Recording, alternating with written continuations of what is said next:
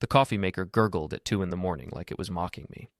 I stood in my kitchen, staring at receipts spread across the granite counter, receipts that told a story my wife Eden thought I'd never piece together. Hotel charges in Portland when she claimed to be visiting her sister in Boston. Gas station purchases 50 miles from where she said she'd be. Restaurant bills for 2 when she swore she was dining alone. "Cal, you're up late." Eden's voice drifted from the doorway, sweet as poisoned honey. I turned to face my wife of 5 years. Even at this ungodly hour, she looked perfect. Blonde hair slightly tousled in that calculated way, wearing the silk nightgown I'd bought her for Christmas. She had this talent for looking stunning while stabbing you in the back.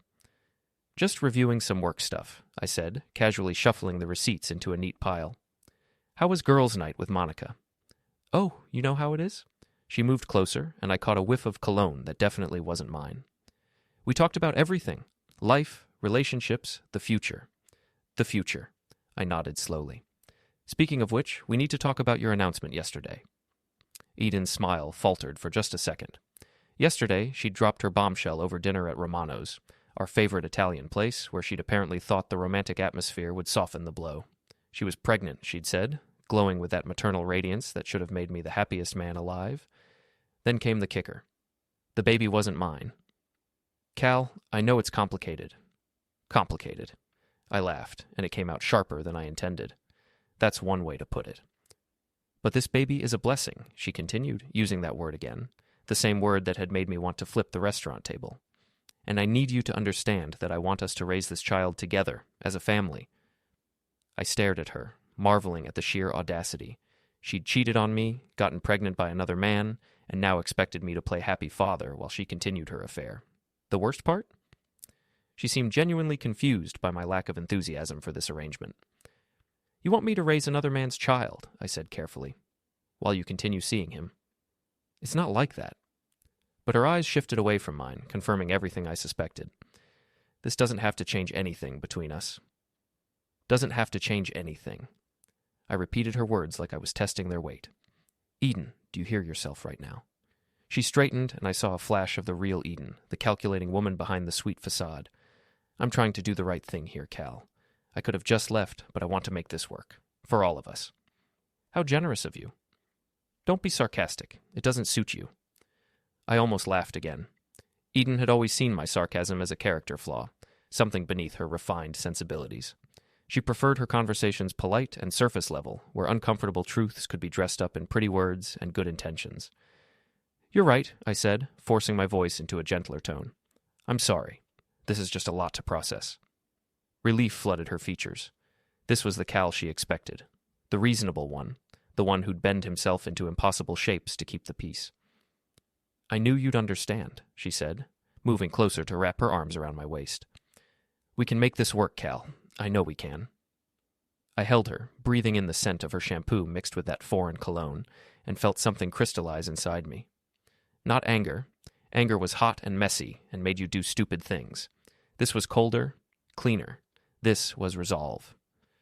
"You're right," I said into her hair. "We'll figure it out." She pulled back to look at me, searching my face for signs of the hurt and betrayal she'd expected. Finding none, she smiled that radiant smile that had first caught my attention at a company mixer 7 years ago. "I love you, Cal." "I love you too," I replied automatically, the words feeling foreign in my mouth. She kissed me softly and headed back toward the stairs. "Don't stay up too late with work stuff, okay?" "Just finishing up," I assured her. I waited until I heard our bedroom door close, then pulled out my phone. The first call went to my brother Ray, who answered on the second ring despite the hour. "Cal, what's wrong?" "I need a favor," I said quietly. "Can you be here at 6 a.m. with your truck?" "Sure, but I'll explain later. Just bring boxes. Lots of boxes." The second call went to a locksmith who advertised 24-hour service. The third went to my lawyer's answering service. The fourth was to the bank. By the time Eden woke up at 8, her world had already shifted on its axis. I was sitting at the kitchen table with a cup of coffee and a neat stack of papers when she appeared, looking confused and slightly annoyed. "Cal, why is there a truck in our driveway?" "That's Ray's truck," I said conversationally. "He's helping me with something." "Helping you with what?" She moved toward the coffee maker, but I noticed her hands were shaking slightly. "Well, you said the baby was a blessing, and you wanted to figure out how to make this work for all of us." "Right." She drew the word out cautiously. So I figured it out. I stood up and handed her the top paper from my stack. Divorce papers. I filed them an hour ago. The color drained from her face as she scanned the document. Cal, what are you doing? I'm doing the right thing, I said, echoing her words from the night before. For all of us. You can't be serious. Oh, I'm very serious. I've also changed the locks. Your key won't work anymore. Ray's loading your things into his truck as we speak. I've moved half our joint savings into a new account in my name only, which I'm legally entitled to do. Your suitcase is on the front porch. Eden stared at me like I'd grown a second head. Cal, you're being ridiculous. We can work this out. We did work it out. You wanted to have your cake and eat it too. Now you get to have your cake with whoever got you pregnant. His name is Chase, she snapped, then immediately looked like she regretted the admission. Chase, I nodded thoughtfully. Good to have a name. Makes the paperwork easier. Before we dive deeper into this story, I have one small request. Please subscribe, drop a like, comment, and hit that hype button to boost this channel so more people can discover these incredible Reddit stories. She set the divorce papers on the counter with trembling hands. Cal, please, can we just talk about this rationally? This is rational, Eden. You cheated on me, got pregnant by another man, and expected me to stick around to play house while you continued your affair. The rational response is to remove myself from this situation entirely. But I love you. No, you don't. I said it matter-of-factly, without heat. You love the idea of having everything you want without consequences. You love having a safety net while you explore other options. But you don't love me. Ray appeared in the doorway, looking uncomfortable. Cal, I've got everything loaded. Should I? Give us another minute, I said. Ray nodded and disappeared back toward the truck. Eden was crying now, but they were angry tears, not sad ones. You're making a huge mistake. Maybe, but it's my mistake to make. Chase doesn't want to be with me full-time. This baby is not my problem. I picked up another paper from my stack. This is a restraining order. You have 24 hours to collect anything Ray might have missed, but you need to call first, and I need to be present. After that, you're not welcome here. Cal, please. Your suitcase is on the porch, I repeated. Ray can drive you wherever you need to go. She looked around the kitchen like she was seeing it for the first time, the granite counters we'd picked out together, the backsplash she'd insisted on, the breakfast nook where we'd shared thousands of meals. For a moment, I almost felt sorry for her. Then I remembered the receipts, the lies, the casual way she'd announced her pregnancy like it was a minor inconvenience we'd work around. This isn't over, she said, wiping her eyes. Yes, it is. She grabbed the restraining order from my hand, crumpled it up, and threw it at my chest. You'll regret this, Cal. I promise you that. I watched her storm out, heard her yelling at Ray, heard the truck doors slam, then silence. I sat back down at my kitchen table and pulled out my laptop. Time for Phase 2. The Salty Hammer wasn't the kind of place Eden would ever set foot in, which made it perfect for my purposes. Dark wood paneling, neon beer signs, and the lingering smell of fried food and cigarettes from back when smoking indoors was legal. It was exactly the kind of blue-collar establishment that made my wife wrinkle her nose in distaste. Janelle, the bartender, had been working there for 15 years and knew every secret in town. She was also Ray's ex-girlfriend, which meant she was practically family. Well, she said as I slid onto a bar stool. Look what the cat dragged in. Heard you had some excitement at home yesterday. News travels fast. Ray's got a big mouth when he's worried about his little brother. She poured me a beer without asking what I wanted. So Eden's really pregnant with some other guy's baby? That's the story. And she expected you to just roll over and play daddy? Apparently. Janelle shook her head. That girl always thought her stuff didn't stink. Remember when she tried to get the city council to shut this place down because it was lowering property values? I did remember. Eden had been on a crusade to improve the neighborhood, which mostly involved getting rid of anything that didn't fit her vision of upscale suburban bliss. Speaking of Eden, Janelle continued, you might want to know she's been busy this morning. How busy? Monica Prescott was in here an hour ago, running her mouth about what a monster you are. According to her, you threw Eden out in the middle of the night with nothing but the clothes on her back. I took a long pull of my beer. Is that so? Mm-hmm. And apparently you've been emotionally abusive for years. Controlling, manipulative, the whole 9 yards. Interesting story. Gets better. Monica's telling everyone that Eden was so scared of your reaction to the pregnancy news that she tried to pass the baby off as yours to protect herself. I had to admire the strategy. Eden was getting ahead of the narrative, painting herself as the victim and me as the villain. In a town like ours, where gossip spread faster than wildfire, controlling the story meant everything. What else is Monica saying? Oh, she's just getting started. Apparently you've been having an affair too, with some woman from your construction company, and you've been hiding money from Eden for months, planning to leave her high and dry. Creative. Monica always was good at spinning tales. Janelle refilled my beer. Question is, what are you going to do about it? Before I could answer, my phone buzzed with a text from an unknown number. You made a big mistake. This is just the beginning. I showed the message to Janelle, who snorted. Subtle as a brick through a window, that one. Aiden never was good at being subtle. So what's your play here, Cal? I finished my beer and left a 20 on the bar. I'm going to let her dig her own grave. That's it? For now. But as I walked back to my truck, I was already formulating a plan. Eden wanted to play dirty? Fine. But she'd picked the wrong opponent. My first stop was Eden's office, a trendy marketing agency downtown that specialized in social media campaigns for local businesses. The kind of place where everyone had expensive coffee habits and strong opinions about font choices. I'd been there exactly twice in the 5 years Eden had worked there. Once for a Christmas party, and once to pick her up when her car was in the shop. Both times, I'd felt distinctly out of place among the sleek furniture and inspirational posters about synergy and thinking outside the box. The receptionist, a young woman with purple hair and multiple piercings, looked up as I entered. Hi, I'm Cal Harper, I said. Eden's husband, is she available? The girl's expression shifted from professional politeness to barely concealed pity. Oh, let me check. She picked up her phone and whispered something I couldn't hear. After a moment, she hung up and gave me an apologetic smile. I'm sorry, but Eden's in meetings all day.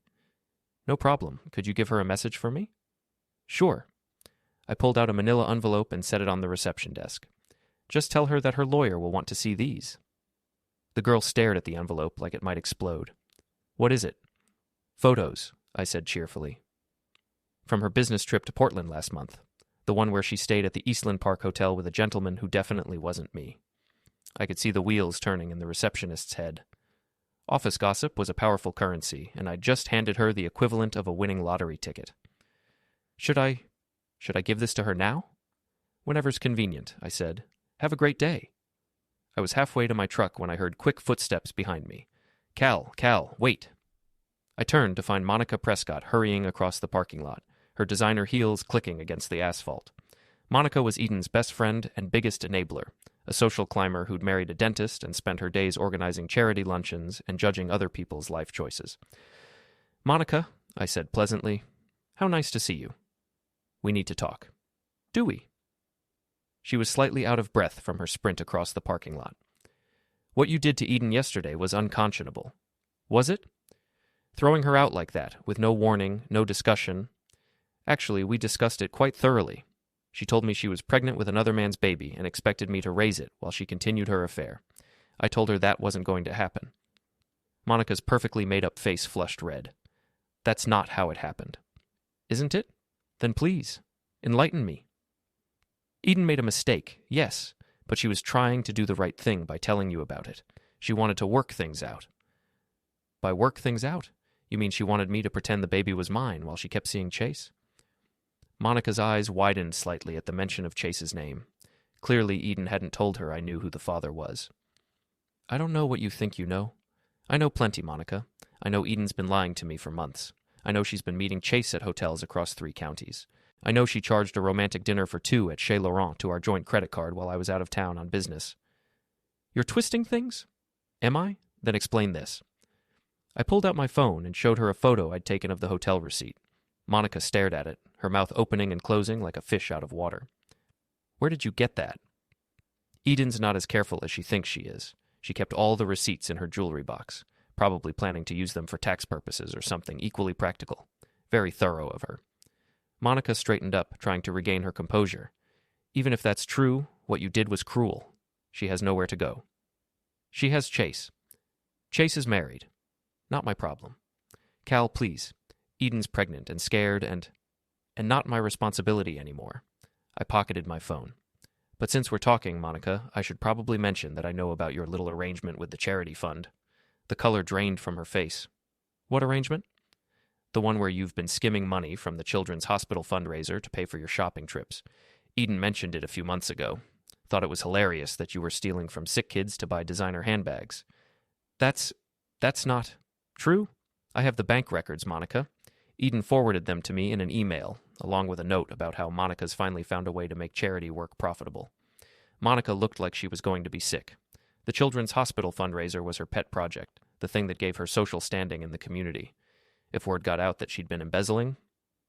"What do you want?" she whispered. "I want you to stop spreading lies about me. I want you to tell everyone who'll listen that Eden cheated on me, got pregnant by her lover, and expected me to raise the child while she continued her affair. I want you to admit that I've never laid a hand on her, never controlled her money, and never cheated on her." "I can't do that." "Then I guess the hospital board will be very interested in these bank records." Monica stared at me for a long moment, and I could see her weighing her options. Finally, she nodded. "Fine, but Cal?" "Yeah? This isn't over. Eden's not going to just disappear quietly." "I'm counting on it." I left Monica standing in the parking lot and drove home, feeling better than I had in months. Let Eden try to spin this story now. I had documentation, witnesses, and most importantly, I had the truth. But as I pulled into my driveway, I noticed something that made my stomach clench. The front door was standing open, and I could hear voices inside. Eden was back, and she wasn't alone. I found them in my living room. Eden, Chase, and two guys I didn't recognize. Chase was exactly what I'd expected. Tall, muscular, with the kind of artificial tan that screamed gym membership and protein shakes. The other two looked like they spent their time moving furniture or collecting debts. "Cal!" Eden jumped up from my couch, all fake brightness and nervous energy. "We need to talk." "No, we don't." I kept my voice calm, but my hand was already moving toward my phone. "You're trespassing, all of you." "This is still my house, too," Eden said, though her confidence wavered slightly. "Actually, it's not. As of this morning, I'm the sole owner. Funny thing about divorce proceedings. They really clarify property ownership." Chase stepped forward, and I got my first good look at Eden's lover. He was younger than me by at least 5 years, with the kind of sculpted physique that required serious gym time and careful nutrition. The type of guy who probably took selfies in the mirror and used words like swole. "Look, man," Chase said, trying to sound reasonable. "We're all adults here. Maybe we can work something out." "Work something out," I repeated. "Like what?" "Like you backing off and letting Eden and me handle this situation." I almost laughed. "The situation where you got my wife pregnant?" "Your ex-wife," one of Chase's friends corrected. He was a big guy with a shaved head and the kind of neck tattoos that suggested poor decision-making skills. "Not yet," I said. "Divorce takes time, but thanks for the legal advice." Eden moved closer to Chase, and I noticed how she positioned herself, like she was seeking protection. It was a calculated move, designed to make me look like the aggressor. "Cal, I know you're angry," she said, "but we can be civilized about this." "Can we?" "Because bringing muscle to my house doesn't feel very civilized." "These are Chase's friends," Eden said quickly. "They're just here for moral support." "Moral support." I nodded thoughtfully. "Is that what we're calling it?" The second friend, shorter but broader than the first, cracked his knuckles. "Maybe we should explain the situation to him, Chase." "What situation is that?" I asked. Chase cleared his throat. "The situation where you're making things difficult for Eden. She's pregnant, she's stressed, and your little tantrum yesterday isn't helping anyone." "My tantrum?" "Yeah. Changing the locks, filing papers, making threats. I haven't made any threats." "Monica told us about your conversation today, about the photos, the bank records, all that." I smiled. "Monica talks too much." "The point is," Chase continued, "Eden doesn't need this drama right now. She needs stability, support." "Oh, from her husband," I finished. "Which would be you, once you leave your wife." Chase's confident expression faltered. "That's complicated." "I bet it is. Let me guess, your wife doesn't know about Eden yet." "That's none of your business." "Actually, it is. See, Eden's been using my credit cards to fund your little romance. That makes it very much my business." I pulled out my phone and started scrolling through photos. Hotel rooms, restaurant bills, even a weekend in Napa Valley that Eden told me was a work conference. Turns out Marriott rewards programs are very thorough with their documentation. Eden's face went pale.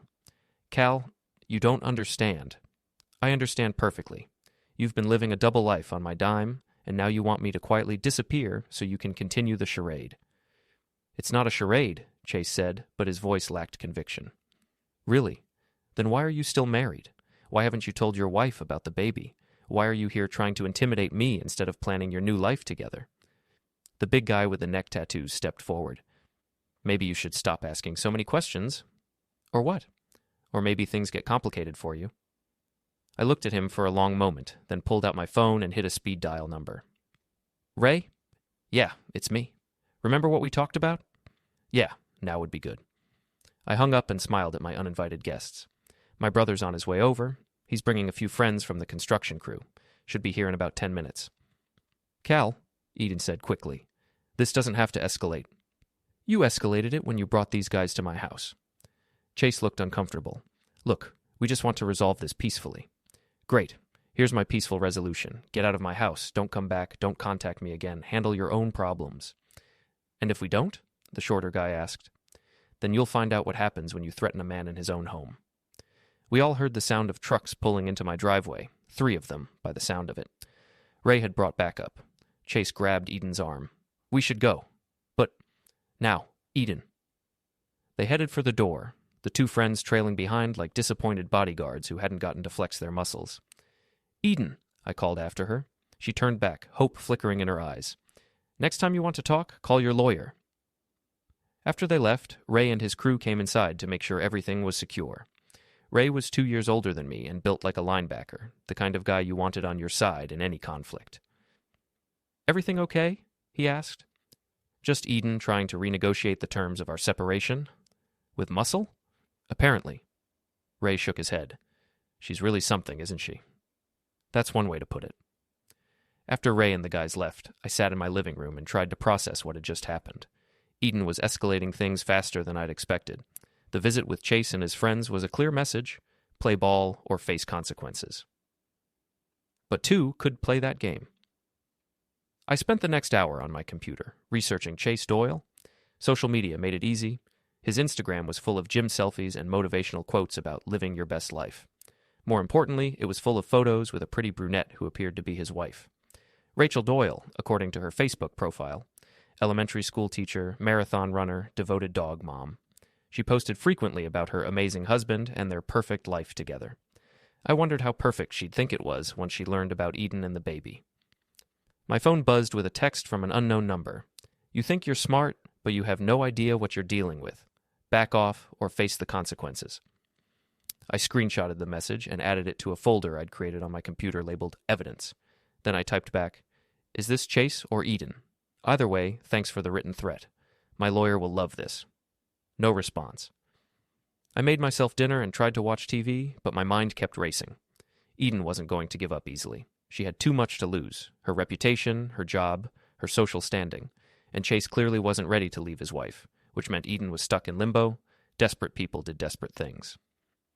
Around 10 p.m., my doorbell rang. I checked the security camera I'd had installed that morning, another precaution that was already paying off, and saw Mrs. Crandall from next door. Mrs. Crandall was 73 years old and had been the neighborhood watch coordinator for the past decade. Nothing happened on our street without her knowledge and commentary. Cal, dear, she said when I opened the door, I hope you don't mind me stopping by so late. Not at all, Mrs. Crandall. What can I do for you? Well, I couldn't help but notice all the activity today. The truck this morning, then those rough-looking men this afternoon. Just some domestic issues getting sorted out. I see. And Eden, is she all right? Mrs. Crandall had never liked Eden, something about putting on airs and thinking she's better than everyone else. But she was also a gossip who thrived on drama, which made her both a valuable ally and a potential liability. Eden's fine. We're getting divorced. Mrs. Crandall's eyes lit up. Oh my, I'm so sorry to hear that, dear. She didn't look sorry. She looked thrilled. These things happen, I said diplomatically. Of course they do. Though I have to say, I'm not entirely surprised. No?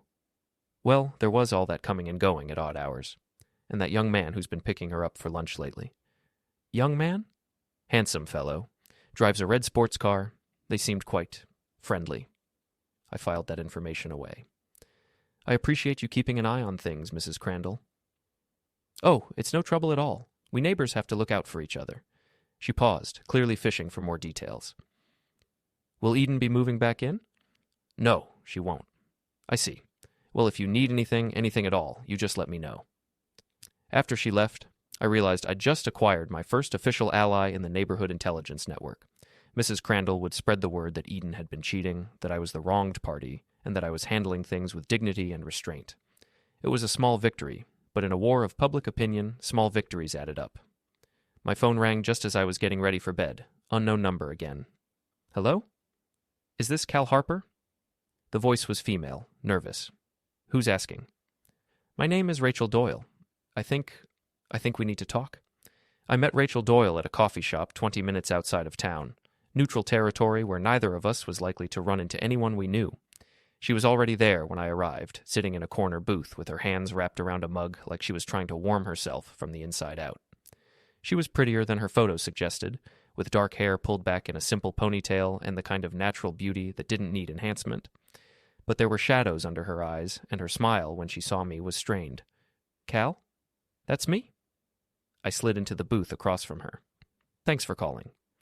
I wasn't sure I should. This whole situation is... She trailed off, shaking her head. Complicated? That's one word for it.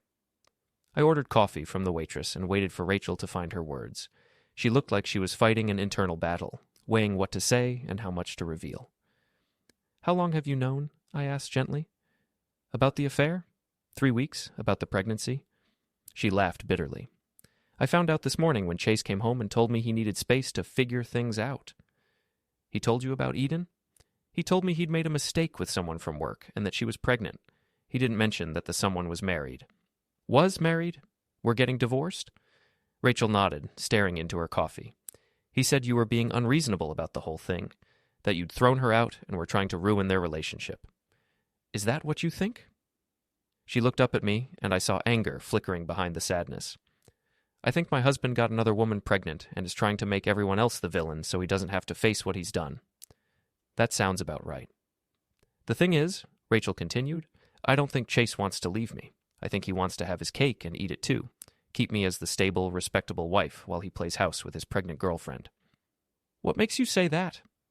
Because when I asked him if he wanted a divorce so he could be with Eden and the baby, he panicked. Started talking about how we could work things out, how it didn't have to change anything between us. I almost felt sorry for Chase. He'd managed to create a situation where both women in his life were expecting him to choose, and he was too much of a coward to choose either one. So, what do you want to do about it? I asked. Rachel was quiet for a long moment. When she spoke, her voice was steady and determined. I want him to face consequences for once in his life. Chase has always been able to charm his way out of trouble, but this time he's hurt too many people, including you, especially me. She reached into her purse and pulled out her phone. I recorded our conversation this morning, the one where he admitted to the affair and confirmed that the baby is his.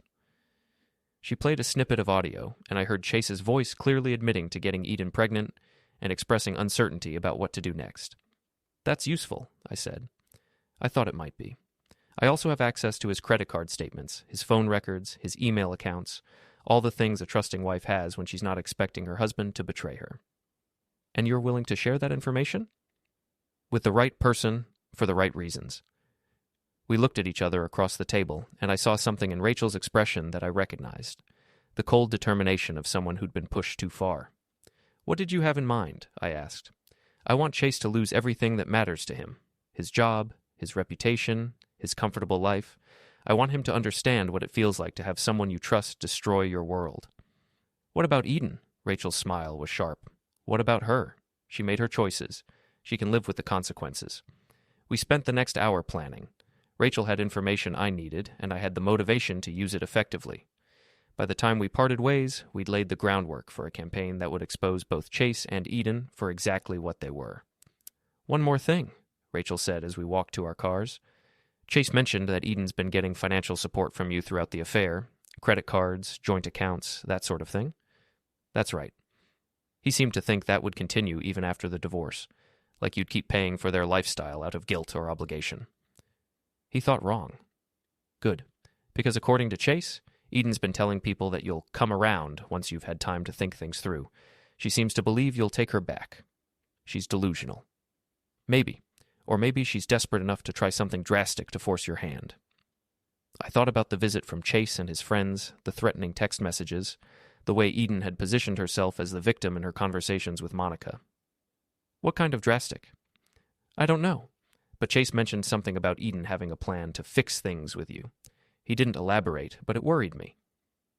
That night, I couldn't sleep. I kept thinking about Rachel's warning, about Eden's plan to fix things. Eden was many things, manipulative, selfish, entitled, but she wasn't stupid. If she thought she could somehow force me back into the marriage, she had something specific in mind. Around 2 a.m., I heard a car in my driveway. I checked the security camera and saw a figure moving around my truck, doing something to the tires. I grabbed a flashlight and went outside, but by the time I got there, the person was gone. All 4 of my tires had been slashed. I called the police and filed a report, but I knew they wouldn't do much without proof. The officer who responded was sympathetic but realistic about the chances of catching the vandal. "Probably kids," he said, making notes on his report. "We've had a few incidents like this lately." I didn't bother mentioning my suspicions about Eden. Without evidence, it would just sound like sour grapes from a bitter ex-husband. But as I arranged for a tow truck and called in sick to work, I realized Eden had made a tactical error. She'd escalated from threats to actual sabotage, which meant she was getting desperate, and desperate people made mistakes. I spent the day documenting everything: photos of the slashed tires, screenshots of the threatening texts, notes about the visit from Chase and his friends. I also made some calls to contacts in the construction industry, asking discreet questions about Chase's employer and his reputation. What I learned was interesting. Chase worked for a high-end fitness equipment company, selling expensive gym setups to wealthy clients. It was the kind of job that required trust, reliability, and a clean reputation, the kind of job that wouldn't survive a scandal involving adultery, threats, and vandalism. I also learned that Chase's wife, Rachel, was well regarded in the community. She taught at the most prestigious elementary school in town, coached youth sports, and volunteered for multiple charities. If their marriage fell apart publicly, the sympathy would be entirely on her side. By evening, I had a clearer picture of the battlefield. Eden and Chase had made themselves vulnerable by acting recklessly, while Rachel and I had maintained the moral high ground. Now it was time to use that advantage. I called Rachel and filled her in on the tire slashing and my research into Chase's professional situation. "He's scared," she said after I finished. "He came home tonight and started talking about maybe taking a job in another state, making a fresh start somewhere else. Running away." That's what I thought too. But Cal, I don't think we should let him run. I think we should make sure everyone knows exactly what kind of man Chase Doyle really is before he has a chance to disappear and start over. I couldn't agree more. Good, because I have an idea that I think you're going to like. Rachel's idea was brilliant in its simplicity. Chase's company was sponsoring a charity fitness event at the community center, a fundraiser for the local children's hospital where Monica Prescott served on the board. Half the town would be there, including most of the social circle that Eden and Monica traveled in. "Chase is supposed to give a presentation about healthy living and family fitness," Rachel explained over the phone. "He's been preparing for weeks. It's a big opportunity for him professionally." "And you want to sabotage it?" "I want to provide context." The plan was elegant. Rachel would attend as Chase's supportive wife, playing the role right up until the moment she didn't. I would be there as a concerned community member, armed with evidence and perfectly timed revelations. "The beauty of it," Rachel continued, "is that Eden will almost certainly be there. She won't be able to resist showing up to support Chase, especially if she thinks it'll help repair their public image. And Monica will be there because of the hospital board connection." "Exactly. We'll have our entire audience in one room, with no escape routes and no way to control the narrative." I had to admire Rachel's strategic thinking. She'd clearly inherited more than just good looks and teaching skills. The night of the event, I arrived early and positioned myself near the back of the room where I could see everything but remain relatively inconspicuous. The community center was packed, probably 200 people milling around, sampling healthy snacks and examining the fitness equipment Chase's company had set up for demonstration. Chase looked nervous as he tested his microphone and shuffled through his presentation notes. He was dressed in an expensive suit that probably cost more than most people in the room made in a week, but he kept tugging at his tie like it was choking him. Rachel arrived fashionably late, looking stunning in a black dress that managed to be both elegant and subtly provocative. She made a point of greeting people, accepting condolences about her marriage troubles with grace and dignity. Within minutes, she'd positioned herself as the wronged wife, handling her situation with admirable class. Eden showed up 20 minutes before Chase's presentation was scheduled to begin, and I had to give her credit for sheer audacity. She was visibly pregnant now, wearing a flowing dress that emphasized her condition, and she moved through the crowd like she owned the place. Monica flanked her, playing the role of protective friend, but I could see the tension in both their faces. They knew they were walking into potentially hostile territory, but Eden's ego wouldn't let her stay away. "Ladies and gentlemen," the event coordinator announced, "please take your seats for our presentation on family fitness and healthy living, presented by Chase Doyle from Premier Fitness Solutions." Chase stepped up to the podium, and I noticed his hands were shaking slightly as he gripped his notes. "Thank you all for coming tonight," he began, his voice artificially bright. "I'm excited to talk to you about the importance of maintaining healthy habits as a family unit, and how fitness can strengthen the bonds between husbands and wives, parents and children." The irony was so thick you could cut it with a knife. Chase launched into his prepared remarks about communication, trust, and shared goals, all the things he'd systematically destroyed in his own life. The audience listened politely, but I could see people glancing at Rachel, at Eden, at the visible tension in the room. About 10 minutes into the presentation, Rachel stood up. "Excuse me," she said, her voice carrying clearly through the room. "I have a question." Chase froze. "Rachel, maybe we should?" "My question is about trust," Rachel continued, still standing. "You mentioned that fitness partnerships require honesty and commitment. What advice would you give to someone whose partner has been lying to them for months?" The room went completely quiet. Chase's face went pale. That's not really relevant to tonight's presentation." "I think it's very relevant," Rachel said. "After all, you're talking about family fitness, and I'm asking about family trust. Surely the two are connected?" Chase looked around desperately, probably hoping someone would intervene. But everyone was watching with the fascination of people witnessing a car accident. "Rachel, please. For instance," Rachel continued, "what would you tell a wife who discovered that her husband had been using their joint credit card to pay for hotel rooms where he was meeting his pregnant girlfriend?" Gasps rippled through the crowd. Eden started to stand up, but Monica grabbed her arm and pulled her back down. Or what about a husband who tells his wife he needs space to figure things out, while simultaneously promising his girlfriend that he'll leave his wife after the baby is born? Chase abandoned his podium and started walking toward Rachel. "We should discuss this privately." "Why?" Rachel asked. "You didn't mind discussing our private business with your girlfriend. You didn't mind discussing it with her husband when you showed up at his house with those thugs yesterday." That got everyone's attention. I could see people turning to look at each other, whispering, trying to piece together the story. "Ladies and gentlemen," I said, standing up in the back of the room, "I think I can provide some context here." Chase spun around to face me, his expression desperate. "Cal, don't—" "My name is Cal Harper," I announced to the room. "I'm the husband Rachel just mentioned, the one whose wife has been having an affair with the presenter." The whispers turned into a low buzz of excitement. This was better than any soap opera. 3 days ago," I continued, "my wife Eden told me she was pregnant with another man's baby. That man is Chase Doyle, your presenter tonight. She expected me to raise the child while she continued her affair." I could see Eden trying to shrink into her seat, but there was nowhere to hide. "When I filed for divorce instead," I went on, "Chase and his friends came to my house to intimidate me. Last night someone slashed all 4 tires on my truck. I'll let you draw your own conclusions about who might have done that." Chase was backing toward the exit, but Rachel moved to block his path. "Oh, we're not done yet," she said sweetly. "I have something everyone needs to hear." She pulled out her phone and held it up. "This is a recording of my conversation with Chase yesterday morning, where he admits to the affair and discusses his plans for the future." She hit play, and Chase's voice filled the room. "Look, Rachel, I made a mistake with Eden, okay? But it doesn't have to ruin everything between us. We can work this out." "What about the baby, Chase?" "What about it? Cal will probably take her back eventually. He's the type, and if he doesn't, well, we'll figure something out." "You mean you'll figure something out? This is your responsibility." I know, but I'm not ready to throw away everything we have for some fling that got out of hand." The recording continued for another minute, with Chase alternately trying to minimize the affair and avoid responsibility for the pregnancy. By the time Rachel turned it off, the room was buzzing with outraged whispers. Eden finally stood up, her face flushed with anger and humiliation. "This is ridiculous," she announced. "You're all getting a very one-sided story here."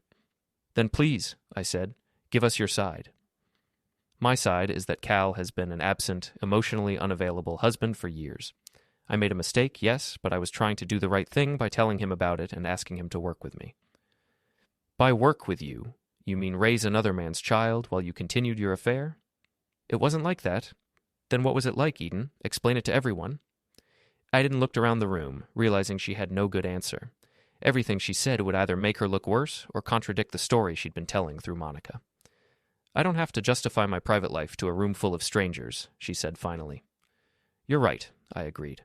But you did have to justify it to your husband, and when you couldn't, you decided to try intimidation and vandalism instead. I never... Mrs. Harper, a voice called from the middle of the room. It was Mrs. Crandall, bless her gossipy heart. I saw you in Cal's driveway at 2 a.m. last night. What were you doing there?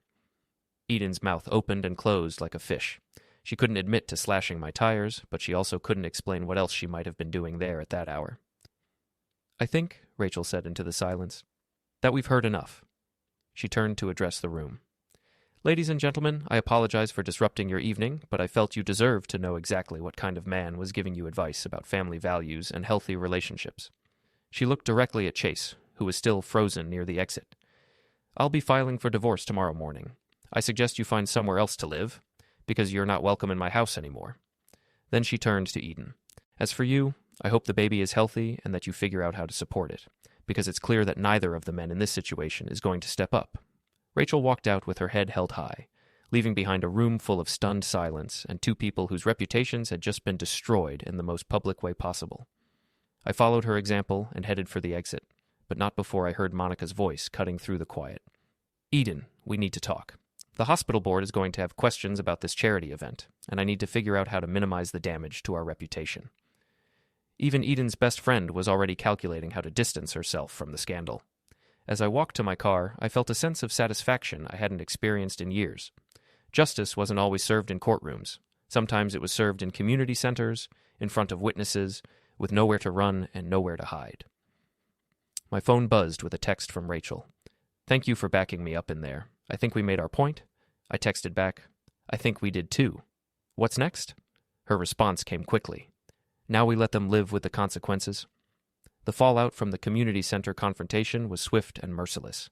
By the next morning, the story had spread through every social media platform, coffee shop, and office water cooler in town. Eden and Chase had become the cautionary tale everyone was talking about. I was having breakfast at the Salty Hammer when Janelle filled me in on the overnight developments. Eden's been fired, she announced, refilling my coffee cup. Apparently, her boss decided that someone involved in such a public scandal wasn't the right fit for a company that handles family-oriented marketing campaigns. Quick decision? Gets better. Chase's company terminated his contract this morning. Something about conduct unbecoming and violation of professional standards. I had to admit, I felt a flicker of satisfaction. Actions had consequences, and Eden and Chase were finally learning that lesson. What about Monica? Oh, that's the best part. The hospital board called an emergency meeting this morning to discuss the charity event. Apparently they're not thrilled about having their fundraiser turned into a public airing of marital drama. And Monica's position on the board? Let's just say she's got some explaining to do about her choice of friends and her judgment in event planning. My phone rang, Rachel calling. Have you seen the news? She asked without preamble. Some of it. Sounds like the consequences are piling up. Chase came by this morning to get his things. He's moving in with his brother in Portland, at least temporarily. Apparently Eden's staying at some extended stay motel out by the highway. Together? That's the interesting part. According to Chase, Eden's furious with him for not defending her last night. She expected him to stand up to both of us, to fight for their relationship. And he didn't. He folded like a cheap suit the moment things got difficult. Turns out Eden's great love affair was with a coward who was never willing to sacrifice anything for her. I could picture Eden's rage and disappointment. She'd burned her marriage, her job, and her reputation for a man who abandoned her the moment the situation became inconvenient. There's something else, Rachel continued. Chase left behind some papers, financial documents, emails, text messages. I think you'd find them interesting. What kind of documents? The kind that show Eden's been planning this whole thing for months. She wasn't just having an affair, Cal. She was systematically preparing to leave you while maximizing her financial benefit. An hour later, I was sitting in Rachel's living room, going through a box of documents that painted a very different picture of my wife's recent behavior. Eden hadn't just stumbled into an affair. She'd been methodically planning her exit strategy. Bank statements showed she'd been moving money from our joint accounts into a personal savings account I didn't know existed. Credit card records revealed purchases for a separate apartment she'd been renting across town, presumably a love nest for her and Chase. Most damning were the emails between Eden and a divorce attorney, dated 3 months before she'd announced her pregnancy. She'd been seeking advice on how to maximize her settlement, including strategies for claiming spousal support and a larger share of our assets. She was going to leave you anyway, Rachel said, watching me read. The pregnancy just complicated her timeline. So when she told me she wanted to work things out? She was buying time to finalize her financial preparations. According to these emails, she was planning to file for divorce herself, claiming you were having an affair and hiding assets. I stared at the documents, feeling a strange mix of vindication and disgust. Eden's betrayal was even worse than I'd realized, not just personal, but calculated and mercenary. There's more, Rachel said, handing me a folder. Text messages between Eden and Chase, planning how to handle the Cal situation. The messages were revealing. Eden had been coaching Chase on what to say, how to act, even suggesting that they might need to apply pressure if I didn't cooperate with their plans. One message from Eden particularly stood out. Don't worry about Cal. He's always been weak. A little intimidation and he'll fold. Then we can have everything we want without the messy complications. Weak, I said aloud. She underestimated you. She underestimated the consequences of her actions? I spent the rest of the afternoon copying the documents and preparing a comprehensive file for my divorce attorney. Eden's financial scheming would backfire spectacularly. The hidden account and secret apartment would be seen as evidence of her deception, not my inadequacy as a husband. That evening, I got an unexpected visitor. Mrs. Crandall knocked on my door around 7, carrying a covered dish and wearing the expression of someone with important news to share. Cal, dear, I brought you some lasagna. I thought you might not be cooking much for yourself these days. That's very thoughtful, Mrs. Crandall. Thank you. Oh, it's nothing. We neighbors have to look out for each other. She paused meaningfully. Especially when some neighbors are causing trouble for others. Trouble? Well, I hate to be the bearer of bad news, but Eden was here again this afternoon. She tried to get into your house, spent about 20 minutes walking around, checking windows and doors. Did you call the police? I was about to, but then she gave up and left. Drove off in that little red car, the same one that young man was driving when he used to pick her up for their lunch dates. Chase's car. So Eden and Chase were still together, despite Rachel's impression that they had had a falling out. Mrs. Crandall, if you see Eden around here again, please call the police immediately. She's not supposed to be on the property. Of course, dear. Though I have to say she looked quite desperate. Kept checking her phone, pacing around like she was waiting for something. After Mrs. Crandall left, I called Rachel to update her on Eden's visit and to clarify the situation with Chase. That's strange, Rachel said. Chase definitely moved out this morning, but maybe they're still in contact. Or maybe Eden's trying to convince him to help her with something. Like what? I don't know, but desperate people do desperate things, and Eden's running out of options. I was about to find out just how desperate Eden had become. Around midnight, I was awakened by the sound of breaking glass. I grabbed the baseball bat I'd started keeping by my bed and crept downstairs, phone in hand, ready to call 911. The sound had come from the kitchen.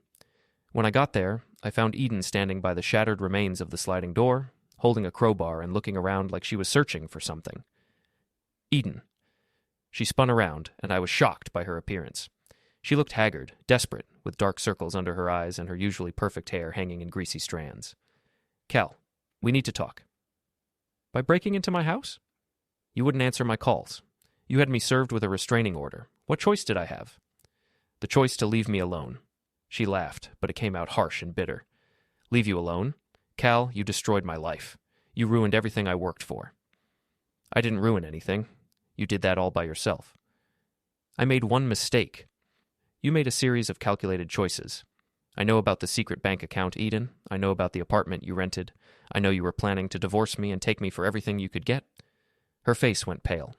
How do you know about all of that? Let's just say Chase isn't as loyal as you thought he was.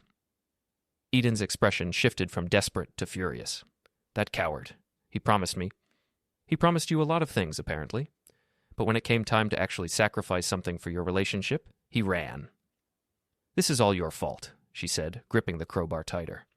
If you'd just been reasonable, if you'd just gone along with the plan where I raise another man's child while you continue your affair and steal my money, it would have worked out for everyone. Everyone except me. You would have been fine. You're always fine. You just go along with whatever happens, never make waves, never stand up for yourself. I looked at her, really looked at her, and realized I was seeing the real Eden for the first time. Not the charming, beautiful woman I'd married, but the calculating, entitled person she'd always been underneath. You're right, I said. I did used to go along with whatever happened, but not anymore. I pulled out my phone and hit the speed dial for 911. 911? What's your emergency? I have an intruder in my home. She's armed with a crowbar and has already broken a window. Eden's eyes went wide. Cal, hang up the phone. The address is 247 Maple Street. The intruder is my estranged wife, Eden Harper. She's in violation of a restraining order. Cal! Eden stepped toward me, raising the crowbar. Ma'am, are you safe? The dispatcher asked. For now, but please send officers immediately. I hung up and looked at Eden. You have about 5 minutes before the police get here. I suggest you use that time to leave. I'm not going anywhere, not until we settle this. There's nothing to settle, Eden. We're getting divorced. You're having another man's baby. You've lost your job, your reputation, and your meal ticket. It's over. It's not over until I say it's over. She was completely unhinged now, and I realized the Eden I'd married might never have existed at all. Maybe she'd always been this person, manipulative, entitled, willing to use any means necessary to get what she wanted. What do you want, Eden? What could possibly make this worth breaking into my house and threatening me? I want you to drop the divorce. I want you to take me back. I want things to go back to the way they were. That's impossible. Nothing's impossible if you want it badly enough. Even if I wanted to, which I don't, how could we possibly go back? The whole town knows what you did. Your lover abandoned you. You're pregnant with his child. We could move. Start over somewhere else. With Chase's baby?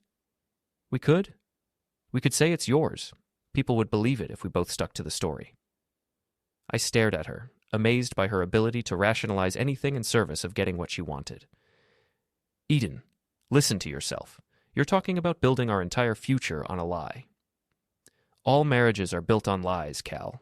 The successful ones just maintain the illusion better. In the distance, I could hear sirens approaching. Last chance, I said. Leave now, and maybe the police will go easy on you. I'm not leaving without you. The sirens were getting closer. Then you're not leaving at all. The police arrived with their usual efficiency. 2 officers who took one look at the broken glass, the crowbar in Eden's hand, and the restraining order I showed them, and immediately understood the situation. Ma'am, you're under arrest for breaking and entering, violation of a restraining order, and criminal trespass. As they handcuffed her, Eden looked at me with pure hatred. This isn't over, Cal. I'll make you pay for this. No, Eden, I said quietly. It is over, and you already have paid for it. I watched the police car drive away with my wife, my soon-to-be ex-wife, in the back seat and felt something I hadn't experienced in months. Peace. The next morning brought a call from my attorney with good news. Eden's arrest, combined with the financial documents Rachel had provided, had significantly strengthened my position in the divorce proceedings. Eden's lawyer was already talking about a settlement that would give me everything I'd asked for and more. Rachel called around noon with her own update. Chase left town this morning. Apparently Eden's arrest was the last straw. He's moving to Seattle, starting over with a new job and a new identity. And Eden? Still in jail. Her bail hearing is this afternoon, but I don't think she has anyone left to pay for her release. I thought about that. Eden, alone in a jail cell, finally facing the consequences of her choices without anyone to bail her out or clean up her mess. Cal? Rachel's voice brought me back to the present. Yeah? I wanted to thank you for everything. This whole situation could have destroyed both of us, but instead, we took control of our own stories. We did. What will you do now? I looked around my house, not our house anymore, and felt the weight of possibility settling on my shoulders. I think I'll figure out who I am when I'm not trying to keep someone else happy. That sounds like a good plan. After I hung up, I sat in my kitchen and made a list of all the things I'd stopped doing because Eden didn't approve, all the dreams I'd shelved because they didn't fit her vision of our life together. It was a long list. But for the first time in years, I had the time and freedom to work through it. Eden had called the baby a blessing, and in the strangest way, she'd been right. Her betrayal had freed me from a marriage that was slowly suffocating me, from a woman who saw me as a supporting character in her story rather than the protagonist of my own. I poured myself a cup of coffee and started planning my actual future. Not the compromise version I'd been living, but the real thing. Outside, Mrs. Crandall was tending her garden, probably already composing the story she'd tell about last night's excitement. By evening, everyone in town would know that Eden Harper had been arrested for breaking into her estranged husband's home. It would be the final chapter in a story that had started with a lie about blessings and ended with the truth about consequences. I raised my coffee cup in a silent toast to my former wife, wherever she was. Thanks for the blessing, Eden. Thanks for setting me free.